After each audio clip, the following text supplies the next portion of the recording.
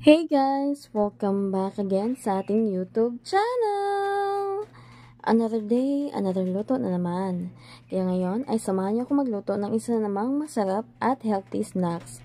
Yes guys, ang lulutuin po natin for today ay sweet potato chips with dipping sauce. At kung paano ito gawin, please tapusin mo ang video nito para malaman mo.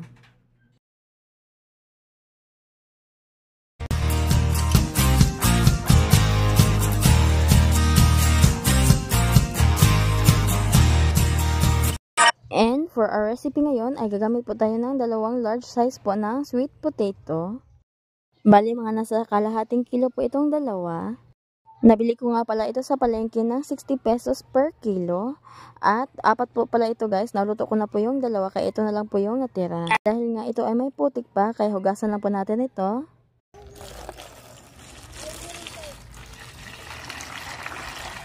Marami pa nga itong putik, pero okay lang po yan guys. Hugasan lang po natin ito ng mabuti. Ganyan po talaga yung mga ginagawa po ng mga nagtitinda po sa palengke. Hindi po nila hinugasan yung potato para po hindi po siya madaling mabulok at mag long life shelf po siya.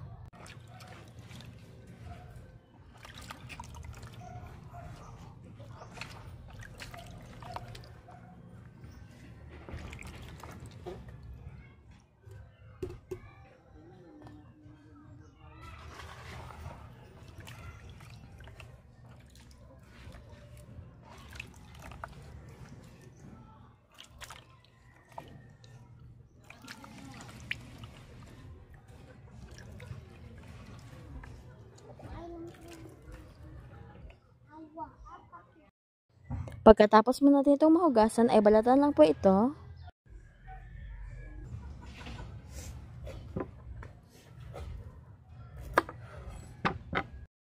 At alam naman po natin guys na itong kamote po pag binalatan po natin at tiniwa ay madali po siyang mangitim. Pero mamaya po ay papakita ko po sa inyo ang solusyon po dyan sa ating problema. Ito? Kita daw? Gamay. Kita lang gamay.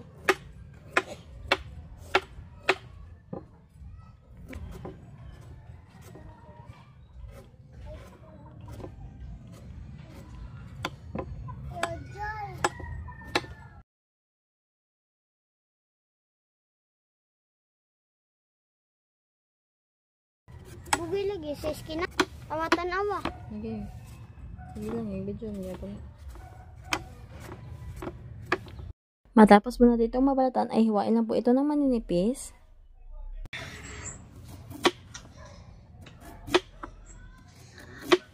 Ang kulay pala nitong kamote po natin nabili ay pink at orange po yung kanyang loob. Alam nyo ba guys na ang sarap po nitong kamote na to? Masarap din po siyang ilaga.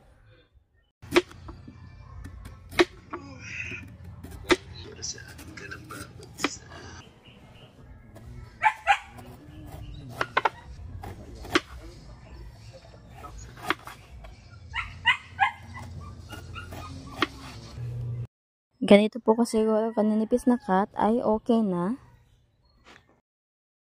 Tapos po natin itong ma-slice ay ibabad po ito sa tubig na may asin. Para po hindi po ito mangitim at saka meron na din siyang kaunting timpla.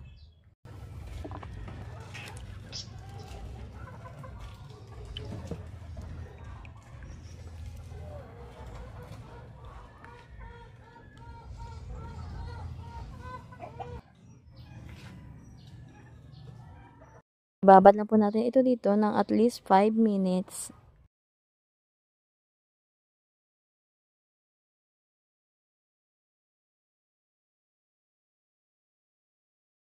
Ayan, after 5 minutes ay okay na nga ito guys, kaya atin na po itong salain.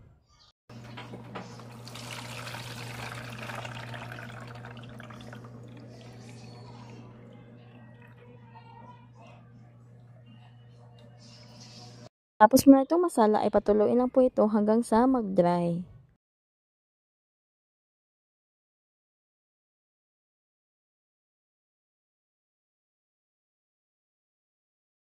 Ayan, pagkatapos mo na dito mapatulo po ng mga ilang minuto ay lutuin na po natin.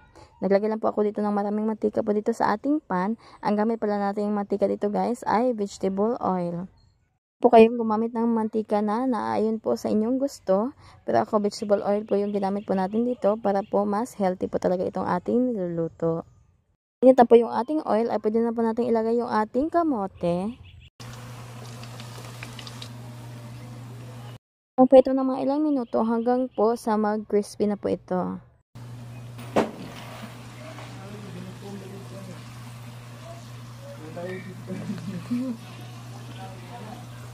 Ayan guys, luto na po ito. Ganyan po ang palatandaan na luto na po yung ating sweet potato, kaya hanguin na natin. It's a healthy and delicious recipe. So ano pang hinintay nyo guys, itry nyo na po ito at share this to your loved ones para din po ma-try nila ang ating recipe. Kahanga po natin dito sa ating first batch, ay sunod naman po natin yung ating second batch.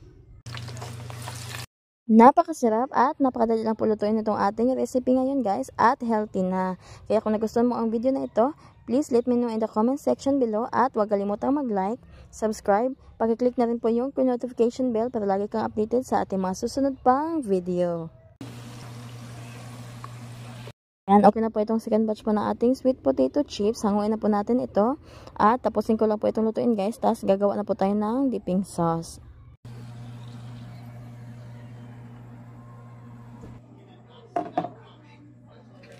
Ito po sa ating dipping sauce ay gagamit po tayo dito ng mayonnaise, yung regular lang po guys. Isang sachet lang po na maliit ang gamit po natin dito dahil ito lang po yung nabili ko po sa tindahan, wala po silang malaki. Pero kung meron po kayong malaki guys ay mas okay po yung malaki yung gamitin nyo. At malagay po tayo dito ng mga half teaspoon po ng ketchup. I-mix lang po ito ng mabuti. Anong brand po ng ketchup guys ay pwede nyo pong gamitin, pwede rin po yung tagpa 5 pesos po sa palengke. Ayan, ito na rin po yung ating sweet potato chips. Ayan, ang sarap po nito guys. A must try po talaga itong ating recipe ngayon. Kaya ano pa hinihintay nyo guys, itry nyo na ito. Kaya yan lang po. Thank you for watching. Bye!